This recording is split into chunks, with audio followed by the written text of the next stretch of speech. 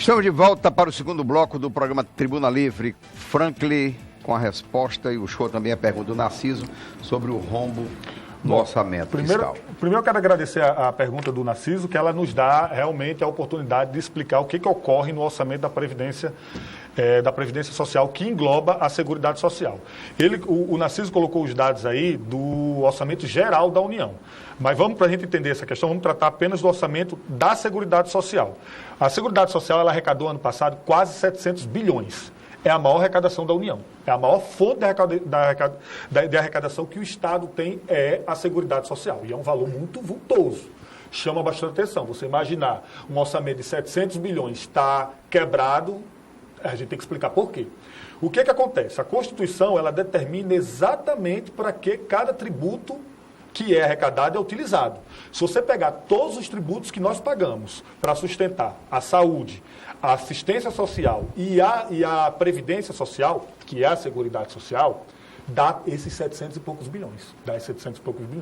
Por que o governo apresenta um rombo nas contas? Porque, através do mecanismo, inicialmente, que chama DRU, Desvinculação das Receitas da União. Todas essas receitas estão vinculadas. Vou dar um exemplo. COFINS. O COFINS, ano passado, ele arrecadou 200 bilhões de reais, ano passado. 200 bilhões de reais. E para que serve o COFINS? Para pagar a aposentadoria rural, os benefícios rurais. Quanto custou todos os benefícios rurais do ano passado? 98 bilhões. 98 bilhões. Sobrou. Mas o governo, por uma autorização constitucional, pega esse valor e bota na DRU, na desvinculação da Receita da União, e não usa na Previdência, como deveria. Bota no saco sem fundo da especulação. Bota no saco sem fundo do pagamento dos juros da dívida. Da dívida. Que 50% desse orçamento que você apontou aí é juros de uma dívida que a gente briga desde 88 para auditar. E nenhum governo se permite auditar. Nenhum deve. Aí vamos a um outro dado importante. A própria contribuição da União. Porque, pela Constituição, o Estado brasileiro também tem que contribuir. Tem que tirar recursos de outros lugares e contribuir para isso aí. Mas eles também se utilizam do mesmo mecanismo e não contribuem. O próprio Estado é caloteiro da Previdência Social. Aí você vai colocando, você vai somando, aí chega nesse rombo. Mas se você analisar friamente o que a Seguridade Social arrecada e o que o Estado brasileiro gasta com saúde, não é só Previdência não, é com saúde, com assistência social e com todos os benefícios previdenciários, seja eles contínuos ou os temporários. Ano passado sobrou mais de 20 bilhões. Ano passado então, permita-me, Franco, o senhor, você dando esses dados, o ministro da Fazenda, Henrique Meirelles, ele declarou, no ano passado, que em 2016, aliás, esse ano, ele declarou esse ano, que em 2016, o déficit do Instituto Nacional do Seguro Social, do INSS, chegará a 149 bilhões. Quem falou? O Temer? Da Fazenda. Henrique Meirelles. Então a pergunta que eu faço é, será que esses ministros, a própria presidência, eles serão, eu vou usar uma expressão comum, tão descarados para mentir a esse ponto? Eu vou te responder citando um paraibano radicado em Pernambuco, que eu gosto muito, falecido, chama Ariano Suassuna. Sim. Ariano dizia que tem 3 tipos de mentira. A mentira do mal, a mentira do cão, aquela que você mente mesmo para lascar. E leva para o inferno. A mentira de Deus, a mentira angelical, que é aquela mentirinha que não maltrata ninguém, que é mais para se divertir, tipo o Chicó, daquele Auto da Compadecida. E a terceira são as estatísticas. Os números. Os números, Osmi, se adequam a tudo. Flutua. Não vou dizer que o Meirelles está mentindo lá na explanação dele, mas ele usa os números do jeito que ele quer, para justificar a tese dele. O que ele está falando aqui é a pura verdade. É a pura verdade. Nesse atual estágio, nós não temos déficit. O déficit ocorre quando o governo vai lá e tira 30% de tudo que arrecada para esse fim e bota no outro. Aí ele gera o déficit. O próprio governo gera o déficit. Mas aí eu pergunto o seguinte. Agora, eu te pergunto, você precisa mudar a Previdência? Obviamente Solução. que sim. Mas Solução. moralizando Mas com um que os pacto, recursos que são arrecadados um sejam destinados pacto de fato para a Previdência. em que Isso todo precisa ser mundo feito. contribua, inclusive o trabalhador, para uma nova Previdência. Mas que eu pergunto o capitalize. seguinte: nós tivemos E tem um o detalhe. Partido dos Trabalhadores no poder, permita-me, o Partido dos Trabalhadores no poder, com a sua ampla maioria no Congresso Nacional, até pelo menos no governo Lula. Em tese. Não, tinha maioria, provável. A gente viu como, Por que, né? que eles não, pelo menos, não tentaram fazer uma separação da Seguridade Social para discriminar o que é previdência, o que é assistência, o que é saúde, para a partir dessa discriminação começasse a fazer uma discussão efetiva se haveria um déficit ou não na Previdência. Porque, no meu ponto de vista, a Previdência é uma coisa à parte. A assistência social é uma obrigação de governo como a saúde, que não deveriam se misturar. E que não recebe contribuição, inclusive. E que não recebe contribuição. Porque a Previdência só se aposenta quem pagou por ela. Claro, não vem sim. gratuito, não. E é um dos custos maiores que tem no mundo. O pessoal compara a idade da aposentadoria europeia com a brasileira, mas boa parte do europeu não paga a Previdência. O Estado banca tudo sozinho. A gente Naquele está outro pagando debate- para 14%. Mas é por isso que estão quebrando. Viu, também, Narciso? né? Ô, Osmir, naquele outro debate, o Narciso falou da regra 85-95, não foi? Sim. Que foi o que foi gestado naquele período. do Enquadrado governo. nessa regra hoje.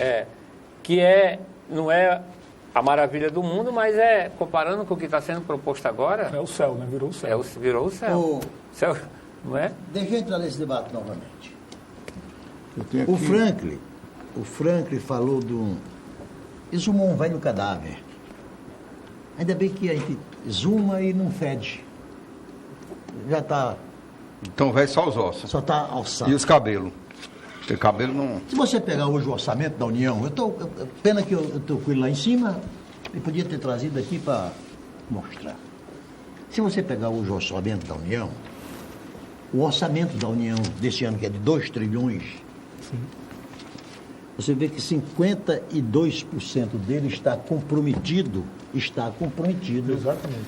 25% Com a com educação. déficit da déficit, tá. Previdência Social e 27% no pagamento da dívida pública, a nossa dívida pública. Quer dizer, aí sobra 48% para se cuidar de estrada, de assistência social, de lazer, de pagamento de funcionários, ativos, etc. Aí fala-se, aí você puxou, o casaco que você puxou foi a tal da auditagem da dívida pública. Com que propósito auditar essa dívida pública? Com que propósito? Se essa dívida pública, ela não foi contratada com... Detalhe essa dívida pública para o nosso telespectador comum, tem muita gente comum, detalhe, que a gente fala muito, não, o governo está usando dinheiro para pagar a dívida pública, como é que Eu se quero falar da constituiu essa dívida pública também. Isso, eu Não, acho que é só- importante só dar para o um nosso exemplo. telespectador. Tá? Aí, sobre a nossa dívida pública, antigamente existia um fetiche, eminentemente petista, esquerdista, que era o pagamento da dívida pública, da dívida externa. É a Era. dívida externa. Aí isso nos levou a cometer ao grande absurdo. Enquanto a nossa dívida pública externa pagava juros de 3, 4%, que é o spread mundial, aí nós acabamos convertendo a nossa dívida pública toda em dívida interna, pagando juros Selic de 15% ao ano. Quer dizer, E é uma mais troca até, e mais em até. prejuízo da renda. Só que eu pergunto, você é defensor de se der um calote nessa dívida pública nossa? Não. Não? A resposta é o seguinte: por que é necessário auditar a dívida? Se eu perguntar para os senhores agora aqui, quem são os credores dessa dívida pública, Isso, vamos ninguém vai chegando. saber responder. Não. É, E isso sabe que- por que não? O povo quer saber é E isso. sabe por que não? Porque a legislação brasileira protege isso. Se você, mesmo com a lei de acesso à informação, se você é oficial, o Ministério Mas do eu sei Planejamento quem são. hoje, a gente imagina. Eu vou falar aqui quem são. A gente imagina quem são, porque a gente sabe que uma fatia está lá. Uma fatia são bancos, Pois é, outra imagina fatia logo bancos. são empresas, mas você não sabe quais bancos e nem quanto o Brasil deve para cada banco.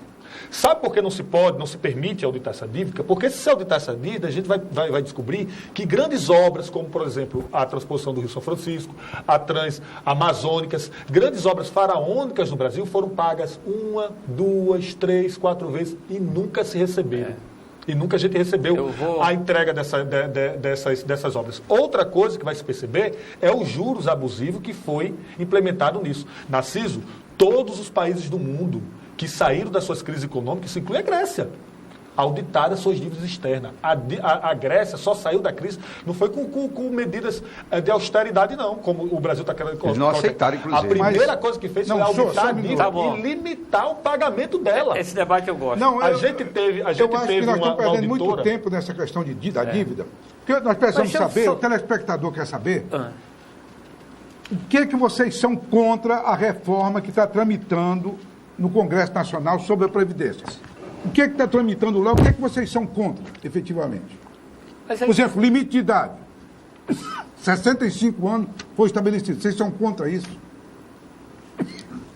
Para falar a verdade, a reforma todinha devia voltar para onde ela veio. Porque ela está sendo modificada algumas partes e está se transformando num Frankenstein que nem vai resolver o problema do governo, que eles queriam. Transformando numa não reforma. E nem vai contemplar um movimento que se levantou contra. Vai passar um troço, se passar, porque não está certo que passa. Mas ela é perversa, porque ela quer tirar... Sentido ela é perversa? Olha, a gente tem que voltar para a dívida pública. Posso responder? A dívida pública... Peraí, Frank, só um instantinho.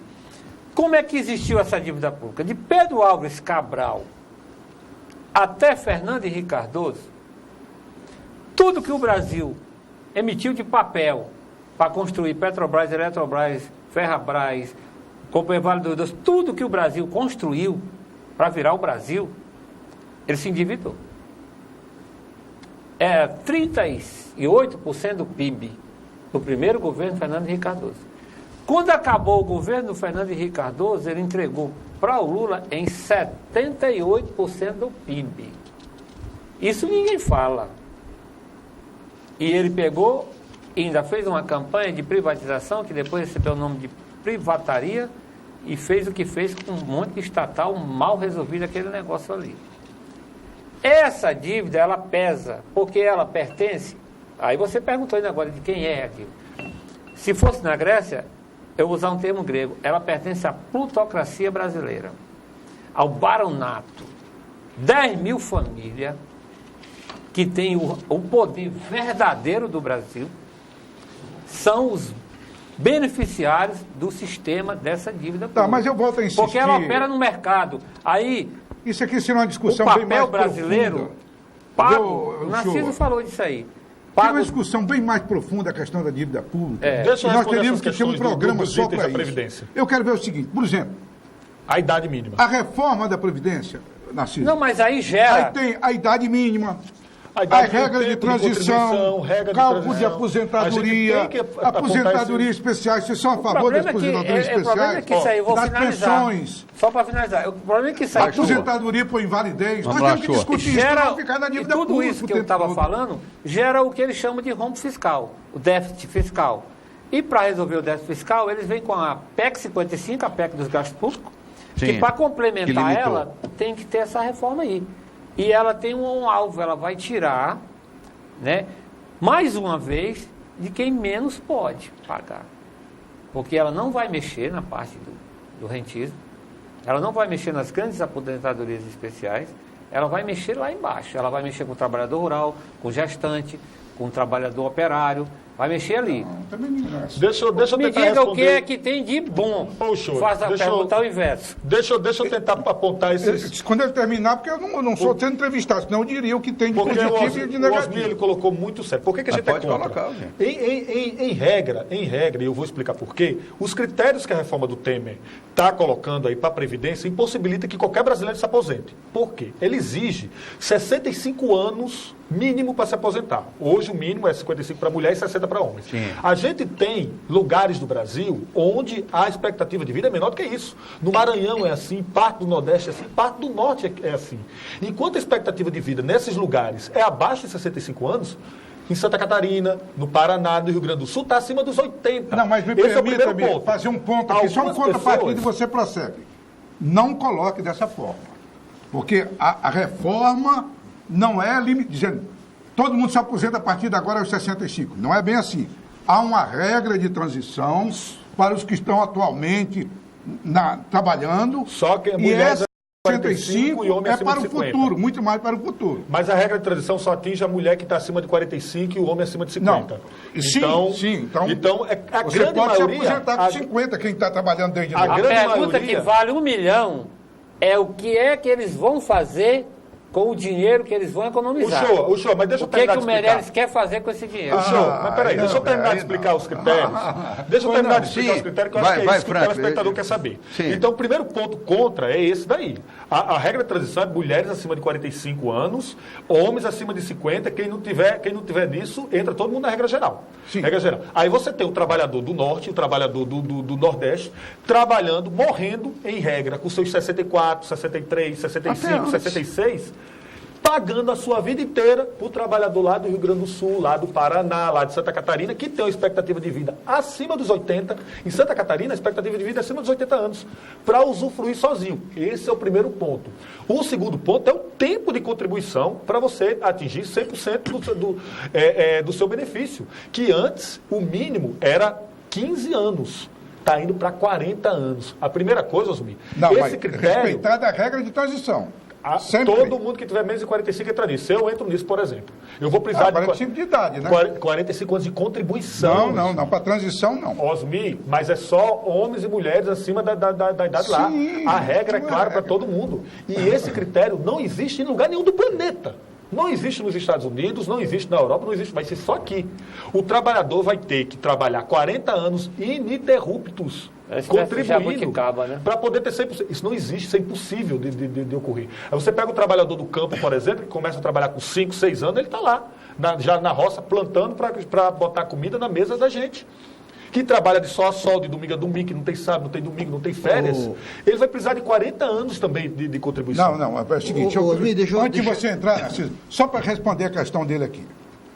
Por exemplo, o servidor que entrou no serviço público em 98, por exemplo, e que tenha mais de 50 anos, ou 50 anos, e 35 anos de contribuição, no caso do homem, ou 45 de idade, Exatamente, mais 30 de contribuição no caso de mulher, claro que sim, pode se aposentar na regra de transição. Pode se aposentar. Mas é uma minoria bem pequena. Sim, e mas como é é que essa pessoal, regra de transição? Ele porque ainda paga um pedágio. essa Ele vai pagar um reforma, pedágio. João, É um pedágio. Essa De reforma 50% do tempo ainda. é feito muito mais porque estão entrando no serviço, quase no serviço público de hoje. Não, mas de 45 anos para baixo, pega todas as mulheres. Sim, É muita sim. gente, Osmir. É a grande maioria. Você é de uma região Nordeste. do mesmo estado que eu, Exato. Rio Grande do Norte. e que lá nós... É de Patu também, não? Não, sou da... Da Serra do Lima também, Não, não? sou do Natal mesmo, sou da capital. Mas eu andei por lá também. Lá, a nossa cultura, Comedor de caranguejo. do Brasil inteiro, sobretudo no Nordeste, e até tem um ditadozinho que diz, a viúva paga. A viúva Aqui é o também Estado. tem, no interior lá em Brasília tinha esse ditado, a viúva paga. A viúva paga. De a tem viúva é o mais de 100 Estado. anos aqui nessa. Aí, Tem. a nossa Verdade. classe política, sem vergonhamente, Concordo com você. Agora entrou. Estou começando a concordar. safadamente, Agora é para machucar. hipocritamente, os que compuseram a nossa Constituição Tá vendo? criaram Aí ele já criaram um termo chamado direito adquirido. Aí, no meio dos direitos adquiridos, incluíram os direitos mal adquiridos. Os direitos mal adquiridos é aquele que permite que lá no Senado, nós vamos encontrar elemento que ganha como senador, que tem uma pensão de ex-governador, que tem uma pensão de tem o ex-professor. senador Namor Sabe que a Júnior, aposentadoria era a do regra. senador é um mandato. Flaviano, Um mandato se Dá aposenta. licença, dá Não, licença. mas Tem. ele é Aí, essa proporcional. semana, no jornal O Estadão de ontem, e eu cada vez mais me convenci de que se trata do mais responsável economista do Brasil, porque não é partidário. O Delfim? Não, Marcos Lisboa, presidente do INSPE, Marcos Lisboa. Delfim é ótimo. e ele disse o seguinte, ele faz uma explicação. Quem paga os tais direitos adquiridos? E nós estamos diante, o nosso problema é esse. Quem é que paga esses direitos adquiridos? Os direitos que permitiram que quem nunca recolheu a Previdência seja aposentado pela Previdência. Ora, é um contrassenso. Modelo europeu, isso daí. A Previdência do mundo inteiro, ela tem que ser autossustentável. Quem está na ativa contribui para pagar quem vai para a inativa. O Estado não tinha que se meter, a não ser fazer, dando a sua contraparte do fundo previdenciário. E aqui no Brasil, 90% dos aposentados do Brasil, 90% dos beneficiários do fundo previdenciário do Brasil nunca contribuíram para o fundo. Logicamente, esse fundo é insustentável. E outra questão... Não, só aposentado rural tem 15 milhões. Mas nós pagamos por isso. O COFINS está aí. Não, COFINS está aí. Aí você vai nos levar para outro problema. Quando a nossa Constituição foi promulgada, a nossa dívida, 88. a nossa carga tributária era 23% do PIB. Aí veio os déficits, aí foram aumentando as cargas tributárias. Hoje, a nossa carga tributária já é 37% do PIB e já não está mais cobrindo os déficits do orçamento. Por quê? Porque estamos tendo que cumprir com o pagamento dos tais direitos adquiridos. Tá, mas, Narciso, o governo nesse ponto, só um minutinho, bem rápido, o governo nesse ponto, ele já... Você foi constituinte, defenda aí a sua tese.